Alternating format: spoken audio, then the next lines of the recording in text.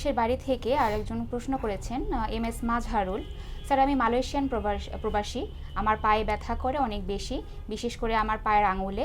MRI করিয়েছে, সেখানে দেখা যায় ডিস্ক L5 প্রোল্যাপস হয়েছে। এখন কি করতে পারি, যদি পরামর্শ দিন। ধন্যবাদ মাজহারুল সাহেব, আপনি মালয়েশিয়া থেকে প্রশ্ন করেছেন। আমাদের প্রচুর রোগী আছে, মালয়েশিয়াতে আছে, মিডল ইস্টে আছে, সিঙ্গাপুরে আছে, অনেকেই আমাদের SP হসপিটালে ট্রিটমেন্ট করে ওখানে ভালো আছে।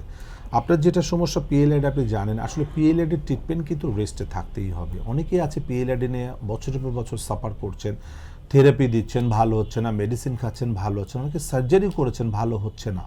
আসলে এগুলো ট্রিটমেন্ট হচ্ছে, আপনি যেটা কমপ্লিট যে ট্রিটমেন্টটা করা উচিত তার কোনোটার মধ্যে এটা পড়ছে না, যে কারণে আপনি ভালো হচ্ছেন না। আপনার ট্রিটমেন্টের প্রথম শর্ত হচ্ছে, আমরা বলছি যেটা অ্যাক্টিভ বেড রেস্ট, মানে বিছানা থেকে আপনি নামতে পারবেন না, বিছানায় শুয়ে থেকে আপনাকে সব কিছু করতে হবে।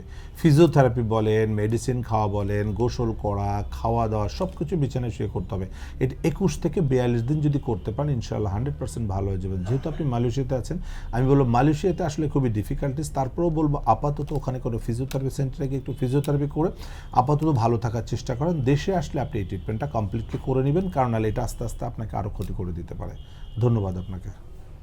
ধন্যবাদ দর্শক, আশা করছি আপনি মালয়েশিয়া থেকে বা আমাদের এখান থেকে যেভাবেই হোক আপনি সঠিক চিকিৎসা নিয়ে আপনার ব্যথা লাঘব হয়ে চেষ্টা করবেন।